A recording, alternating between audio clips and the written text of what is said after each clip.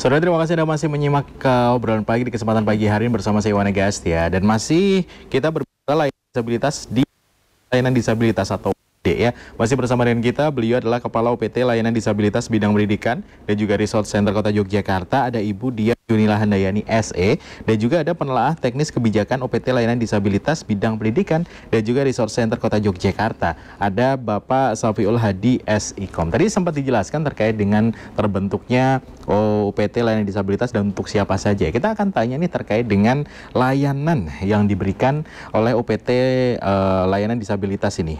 Budian, monggo silakan. Ada dua jenis layanan yang ada di UPT Layanan Disabilitas atau ULD. Satu layanan untuk melihat potensi siswa atau pemetaan potensi siswa, yaitu di layanan asesmen. Itu layanan asesmen juga terbagi dari dua. Layanan asesmen yang diselenggarakan di ULD sendiri, kita mempunyai 2 psikolog, nah yang stay, dan itu merupakan karyawan atau pegawai tetap di ULD.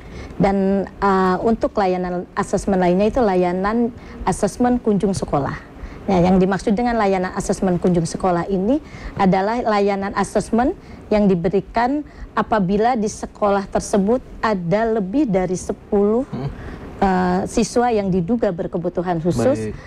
Kita yang mengirimkan psikolog ke sekolah tersebut untuk melaksanakan asesmen. Dan layanan selanjutnya adalah layanan konsultasi psikologi. Nah, layanan konsultasi psikologi ini layanan yang dilakukan di ULD dengan psikolog kami, itu terkait dengan hasil laporan atau hasil pemeriksaan psikologis. Itu ada yang di ULD. Nah, terus untuk layanan selanjutnya adalah layanan untuk peningkatan kompetensi guru atau pendidik dan tenaga kependidikan. Dan itu kita ada beberapa layanan, diantaranya adalah yang dinamakan workshop sekolah penyelenggara pendidikan inklusif. Nah, workshop ini diberikan kepada sekolah yang terdiri dari kepala sekolahnya atau semua manajemen, semua stakeholder di sekolah, itu bagaimana cara atau manajemen pelaksanaan sekolah penyelenggaraan pendidikan inklusi. Nah, kita juga ada yang dinamakan dengan workshop adaptasi kurikulum. Nah, ini untuk mengadaptasi kurikulum yang sudah ditetapkan oleh pemerintah. Kan kurikulumnya hanya satu kalau untuk pembelajaran di semua yang ditetapkan oleh pemerintah pusat. Nah, diadaptasi untuk disesuaikan dengan kebutuhan anak berkebutuhan khusus. Nah, itu juga kita ada itu. Terus ada yang namanya LATSAR. LATSAR itu untuk GPK baru atau guru-guru mendapatkan pendidikan dasar bagaimana caranya mendidik, melatih, dan mendampingi anak-anak berkebutuhan khusus di sekolah. Itu kerjasama kami dengan Fakultas Pendidikan Luar Biasa UNY. Ya, itu. Kalau untuk tadi yang asesmen itu, layanan asesmen, kita bekerja sama dengan Pusat Psikologi Terapan di UII seperti itu. Ya. Jadi untuk yang terakhir untuk yang pendidik atau gurunya. Betul. Itu artinya bahwa tercover untuk yang 130 untuk yang negeri, 55 swasta atau semuanya guru? Semua. Jadi semua guru kan kita kan tidak bisa memberikan layanan tendik dan tenaga pendidikan GPK-nya di semua sekolah. Nah, kita juga memberikan latihan kepada guru-guru di sekolah agar bisa mendampingi murid-muridnya yang berkebutuhan khusus. Baik, tadi ada stay, ada berkunjung, terus ada datang ke ULD begitu. Ya. Artinya bahwa sudah ada guru khusus yang misalnya stay berada di sekolah atau berkunjung, mungkin ada panggilan, atau kalau misalnya yang datang ke ULD itu yang berkebutuhan khusus datang ke ULD atau bagaimana, Ibu? Maksudnya gimana? Maaf, kurang paham saya. Nah, tadi kan yang pertama ada stay, itu kan artinya bahwa guru stay di sekolah. Betul. Kalau untuk yang berkunjung, guru berkunjung ke sekolah? Tidak, kalau yang dimaksud berkunjung tadi itu yang layanan asesmen itu yang dilakukan oleh psikolog yang berkunjung ke sekolah memberikan layanan asesmen seperti itu. Baik. Ini dari Mas Filo ada tambahan? Nah, mungkin kalau terkait layanan berarti tentunya ada prosedur ya. Betul. Prosedur untuk masyarakat gimana sih bisa mengakses layanan itu. Nah, untuk layanan terkait layanan asesmen ya, untuk layanan asesmen masyarakat tuh bisa mengakses, terutama yang ada di sekolah-sekolah yang ada di Kota Yogyakarta. Bagaimana caranya? Pertama, bisa datang langsung ke UPT ULD, berada di Kompleks Pujokusuman tadi, datang langsung biasanya itu membawa surat pengantar dari sekolah. Nah, surat pengantar dari sekolah itu nanti akan berisi yang namanya data anak dan jenis keluhan anak tersebut. Bahwa jenis keluhan itu akan dibutuhkan bagi para psikolog yang ada di ULD untuk mendiagnosis dan menentukan, oh, apakah siswa ini membutuhkan asesmen dan asesmennya menggunakan alat tes apa. Nah, seperti itu. Nanti mereka akan dijadwalkan setelah kami menerima surat pengantar, mereka akan dijadwalkan oleh admin kami. Oleh admin nanti dijadwalkan yang asesmen akan ada anak di situ beserta guru pendamping khusus atau guru kelas atau guru mata pelajaran, dan di situ ada orang tuanya juga. Setelah ada pendampingan berarti. Ya, ada pendampingan. Setelah anak, kami kan juga butuh wawancara dengan orang tua untuk menggali data, mengobservasi data lebih dalam agar diagnosis dari HPP tadi beneran diagnosis tegak dan sesuai dengan kondisi anak tersebut. Baik. Nah, jadi sudah asesmen itu berjalan selama beberapa jam, biasanya 2-3 jam. 2-3 jam, setelah itu baru menunggu hasil pemeriksaan psikologis atau biasa yang kita sebut dengan HPP. Itu jadi sekitar 2 minggu setelah asesmen dilakukan. Setelah HPP jadi, kami beri kabar kembali ke orang tua ataupun guru untuk mengambil HPP, dan psikolog kami akan menjelaskan kembali bagaimana isi HPP tersebut. Kami bacakan kembali apa sih sebenarnya yang dibutuhkan oleh anak. Nah, mungkin penasaran HPP isinya apa aja. HPP itu banyak, segala aspek-aspek anak itu akan muncul di situ. Profil anak itu akan terbuka di situ. Dan tentunya ada saran pengembangan. Saran pengembangan itu akan sangat berguna untuk orang tua dan guru dalam mendampingi belajar anak di situ. Baik. Jadi artinya bahwa ketika HPP sudah keluar itu baru dimulai proses pendampingannya, begitu ya dari ULD. Baik. Ini siapa saja yang bisa memanfaatkan layanan dari UPT ULD ini? Nah, siapa aja sebenarnya yang bisa memanfaatkan layanan itu? Seluruh masyarakat di Kota Yogyakarta itu bisa memanfaatkan layanan yang ada di UPT ULD. Kota Yogyakarta yang ada ya? di Kota Yogyakarta. Dan yang tentu saja bagi siswa mungkin murid berkebutuhan khusus yang bersekolah di Kota Yogyakarta juga bisa. Jadi mungkin berdomisili di Kota Yogyakarta, bersekolah di Kota atau bersekolah di Kota Yogyakarta bisa memanfaatkan layanan kami. Asesmen, konsultasi psikologis, konsultasi orang tua, dan satu lagi kita ada layanan konsultasi baru. Itu adalah program Quick Win dari Bapak Hasto Wardoyo, Wali Kota Yogyakarta yang terpilih kemarin. Itu adalah program Quick Win-nya adalah terkait layanan konsultasi kesulitan belajar. Nah, itu akan dibantu oleh tim psikolog dan tim konselor pendidikan inklusi di ULD. Baik. Ini apakah setiap anak yang mendapatkan bimbingan dari ULD atau UPT ULD sendiri akan berbeda waktunya, atau semua diratakan? Misalnya selesai HPP sudah keluar nih, butuh bimbingan selama berapa lama kayak gitu, apakah ada yang sama atau bagaimana nih Pak? Tentunya berbeda-beda ya, karena setiap anak berkebutuhan khusus kan memiliki kebutuhan yang berbeda-beda. Jadi tidak bisa dipukul rata atau disamaratakan gitu. Jadi mungkin untuk anak yang lambat belajar, mungkin mereka di saran pengembangannya butuh pengayaan lebih terkait pembelajarannya untuk mata pelajaran apa.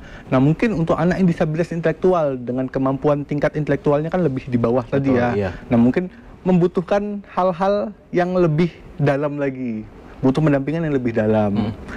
Nanti kan mereka akan, guru-guru di sekolah atau guru pembimbing khusus tadi akan membuat yang namanya program pembelajaran individual yang khusus anak itu berdasarkan berdasarkan hasil pemeriksaan psikologis yang sudah ada. HPP yang keluar tadi. Iya, gitu ya. Artinya bahwa anak yang Nyosewo mendapatkan kebutuhan khusus kayak gitu, proses belajarnya ada dua ya, berarti proses belajar kurikulum yang berlaku di sekolah dan juga tambahan dari UPT tersebut, atau bagaimana Bu Rian? Sebetulnya tidak dua, jadi memang ada yang khusus untuk anak berkebutuhan khusus itu kita yang namanya dibuat program pembelajaran individu. Itu untuk penyusunannya itu bisa dibantu oleh dari tim dari ULD seperti itu. Tapi untuk kurikulum awalnya itu tetap dasarnya dari kurikulum yang sudah ditetapkan oleh pemerintah. Baik, jadi satu kesinambungan begitu ya, jalan bersama kayak Betul, gitu. Ya, ya. baik-baik. Cuman ini cuman mungkin ada adaptasi mungkin, Iya, ada diadaptasi, modifikasi dari kurikulum tersebut. Iya, ada Mungkin, yang dinaikkan. ada yang dinaikkan tingkatnya atau diturunkan. Iya. Jadi kurikulumnya tetap satu, pembelajarannya tetap satu. Baik. Iya. Tapi untuk anak tersebut, anak yang memiliki kebutuhan khusus akan diturunkan mungkin capaian belajarnya. Jadi tidak bisa disamakan karena tingkat intelektualitas kemampuannya tadi kan berbeda. betul, iya betul. Dan ini juga sudah diberlakukan untuk beberapa sekolah yang ada di kota Yogyakarta, Iya. begitu ya. Betul. Nah, layanan ini, Budian, Iya. apakah bisa diakses masyarakat itu secara gratis atau harus berbayar ini? Ini menarik loh sebenarnya. Alhamdulillah bersyukur karena kita sudah disupport penuh oleh pemerintah Kota Yogyakarta. Jadi layanan yang ada di UPT Layanan Disabilitas Bidang Pendidikan dan Resource Center Kota Yogyakarta itu gratis. Gratis, Ya. ya. Pokoknya tidak dipungut biaya Betul, begitu ya. tidak Artinya ada. bahwa ketika orang tua membutuhkan layanan tambahan Ya. atau mungkin mengetahui bahwa putra-putrinya memerlukan layanan, langsung konsultasi dengan sekolah dulu, baru ada surat pengantar ke UPT begitu nggak? Iya. Alurnya. Baik. Siapa saja yang terlibat dalam program ini? Monggo, Budian. Terlibat dari sisi Penyelenggaraan. Jadi kalau untuk kita dari Pemkot itu kolaborasi dengan Bapeda. Biasanya kita untuk perencanaan penganggarannya dari BPKD untuk support anggarannya, dari Dinas Pendidikan Pemuda dan Olahraga pasti ya itu kan kita dikasih. Kita juga dari DPRD Komisi D, kita biasanya untuk layanan inklusi itu kita untuk anggarannya mendapatkan support penuh dari DPRD. Dan untuk dari LSM-nya sendiri kita juga dengan Sigap, juga dengan Sabda, itu juga kita berkolaborasi, dan KPAI, PPA, jadi DP2, AP2, BKB itu juga kita mendapat support penuh gitu. Sekarang jadi kita sudah berkolaborasi dengan banyak pihak dalam penyelenggaraan pendidikan inklusi ini.